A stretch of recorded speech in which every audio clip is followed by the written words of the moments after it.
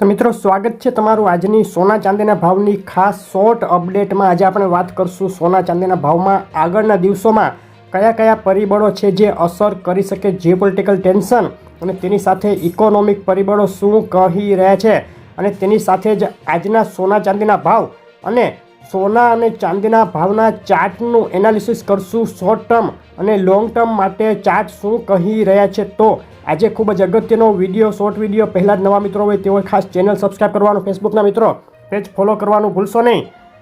Russia Ukraine યુદ્ધની સૌથી પ્રથમ વાત લઈ લઈએ તો જ્યારે કિમ જોંગ ઉનની સેના રશિયા તરફથી યુક્રેન સામે લડવા આવી ત્યારે એવું લાગી રહ્યું હતું કે ખૂબ મોટું ભીષણ યુદ્ધ થશે, પરંતુ અત્યારના સંજોગો જોતા અને અત્યારે એવા સમાચાર આવ્યા છે કે યુક્રેન સામે કિમ જોંગ ઉનની સેના ઘૂંટણીએ પડી ગઈ છે અને 1000થી વધુ ઉત્તર કોરિયાઈ સૈનિક તેમાં માર્યા ગયા છે।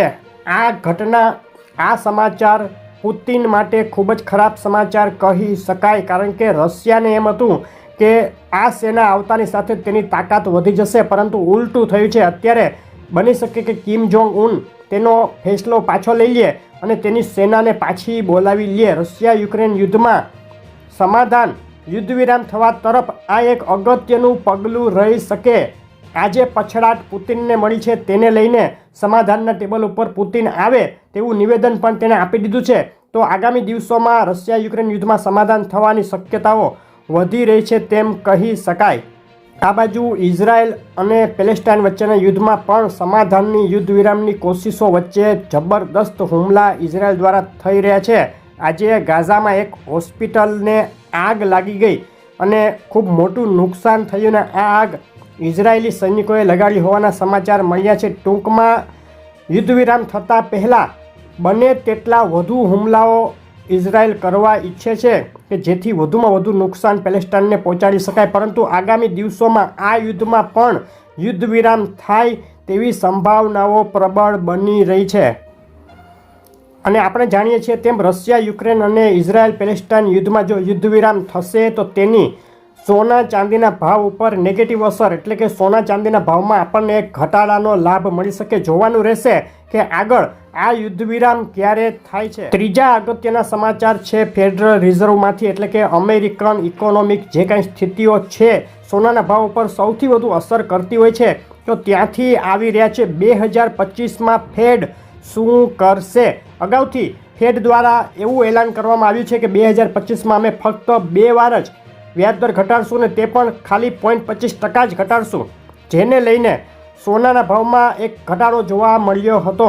પરંતુ આગળ એવા સમાચાર, એવા ન્યૂઝ આવી રહ્યા છે કે જેને લઈને ફેડની આજે જાહેરાત છે તે 4 દિવસની ચાંદની બનીને રહી જાય અને ફેડે તેનું જે કાંઈ આજે નીતિ છે તે બદલાવવી પડે તેવી શક્યતાઓ ઊભી થઈ રહી છે। તેનું સૌથી મોટું કારણ છે ડોનાલ્ડ ટ્રમ્પ।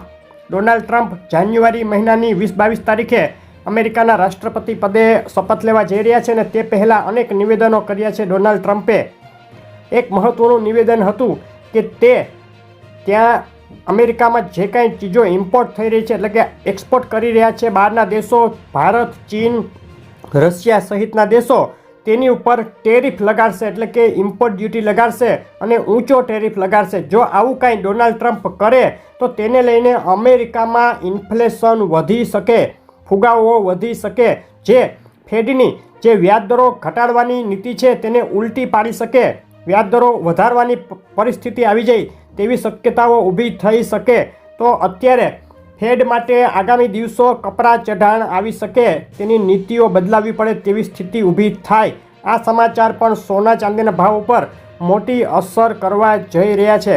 ચાંદીના ભાવ ઉપર નજર કરી લઈએ। આંતરરાષ્ટ્રીય ચાંદી $29.35 1 કિલો 98.2, એટલે કે ચાંદી ચોરસા 88,187 રૂપિયા 1 કિલો 999, ચાંદી 90,037 રૂપિયા 999 વિથ જીએસટી, ચાંદી 89,887 અને ચાંદી MCX 88,887 ઉપર શુક્રવારે રાત્રે બંધ થઈ છે। ચાંદીના ચાર્ટનું એનાલિસિસ જોઈએ તો છેલ્લા 1 મહિનાનો ચાર્ટ અત્યારે તમારી નજર સામે છે, અને 1 મહિનાના ચાર્ટમાં અગત્યનો રેઝિસ્ટન્સ લેવલ ચાંદીમાં 90,111 રૂપિયા ઉપર દેખાઈ રહ્યો છે। 90,111 અગત્યનો રેઝિસ્ટન્સ લેવલ MCX ચાંદીમાં, એટલે કે અહીંથી 1200 રૂપિયા 1300 રૂપિયા ઉપર જો ચાંદી કુદાવે તો વધુ આગળ જાય, અન્યથા તેની નીચે રહે હાલ તેવું લાગે છે.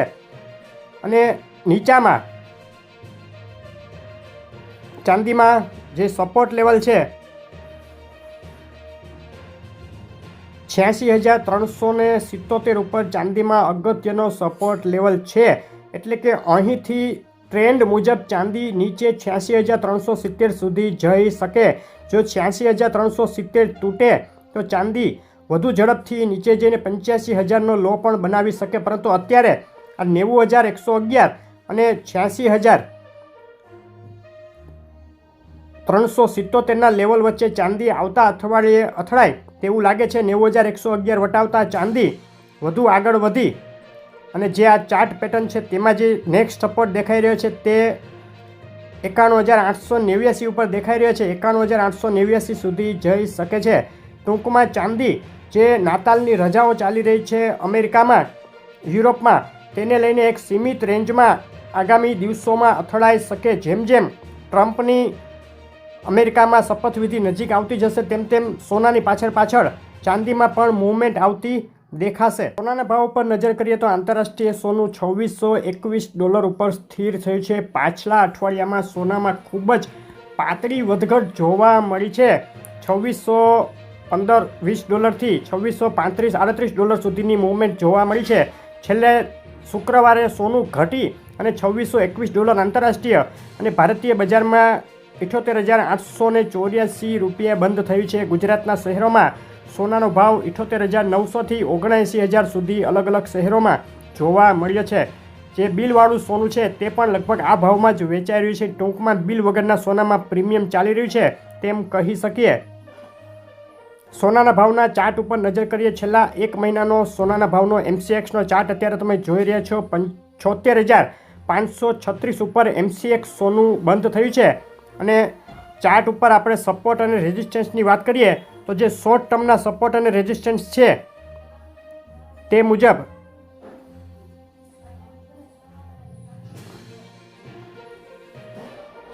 MCX સોનામાં 75,482 અગત્યનો સપોર્ટ લેવલ દેખાઈ રહ્યો છે અત્યારના ભાવથી. અને રેઝિસ્ટન્સ લેવલની વાત કરીએ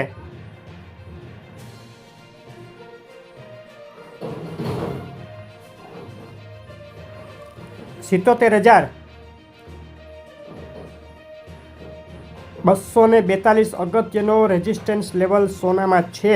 તો અત્યારના ભાવથી 1,000 રૂપિયાની મૂવમેન્ટ થઈ શકે. નીચામાં 75,500 રૂપિયા અગત્યનો સપોર્ટ, ત્યાં સુધી સોનું નીચામાં જઈ શકે છે. અને જો સોનું 77,242 કૂદાવે તો વધુ આગળ જઈ અને ફરીથી 78,100નો સપોર્ટ છે અને રેઝિસ્ટન્સ છે. અને ત્યારબાદ 79,100 જેવો રેઝિસ્ટન્સ દેખાઈ રહ્યો છે. ટૂંકમાં આવતા અઠવાડિયામાં જે ગયા અઠવાડિયામાં સોનાએ આ લેવલ આ રેન્જ જાળવી રાખી છે. આવતા અઠવાડિયામાં જો આ લેવલ કૂદાવે નહીં 77,242નું તો સોનું હજુ પણ આ રેન્જમાં જ રહી શકે. કારણ કે કોઈ મોટા સમાચાર અત્યારે નથી દેખાઈ રહ્યા સોનામાં ખૂબ મોટી મૂવમેન્ટ આવે તેવા. અને આગળ જેમ આપણે કહ્યું તેમ ટ્રમ્પની શપથવિધિ જેમ જેમ નજીક આવશે, નવા ટ્રમ્પના નિવેદનો આવશે, તે મુજબ સોના અને ચાંદીમાં મોટી મૂવમેન્ટ દેખાઈ શકે. ડોલર ઇન્ડેક્સમાં પણ મૂવમેન્ટ દેખાઈ શકે. ડોલર ઇન્ડેક્સની મજબૂતી અત્યારે સોનામાં નરમાઈનું એક મોટું કારણ બનેલી છે. અને જે રશિયા, યુક્રેન, ઇઝરાયલ, હમાસ વચ્ચે યુદ્ધ વિરામની વાતો ચાલી રહી છે તે પણ સોનામાં નરમાઈનું એક કારણ બનેલી છે. જો આવું કંઈ થાય તો વધુ નરમાઈ આવે, યુદ્ધ વધુ ભીષણ બને તો સોનું આગળ વધી શકે. અત્યારે આગામી દિવસોમાં થોડા દિવસ સુધી એક સીમિત રેન્જમાં સોનું રહે તેવું લાગી રહ્યું છે. તો મિત્રો, આ હતી સોના અને ચાંદીના ભાવ માટે અત્યાર સુધીનું એનાલિસિસ. આજના ભાવ અને શું સમાચારો અસર કરી રહ્યા છે તેની વાત. આ રીતનું એનાલિસિસ જો તમને પસંદ આવતું હોય તો વિડીયો લાઇક જરૂર કરજો. ચેનલ સબસ્ક્રાઈબ કરવાનું, ફેસબુકમાંથી જોડેલા મિત્રો પેજ ફોલો કરવાનું ભૂલશો નહીં. આભાર.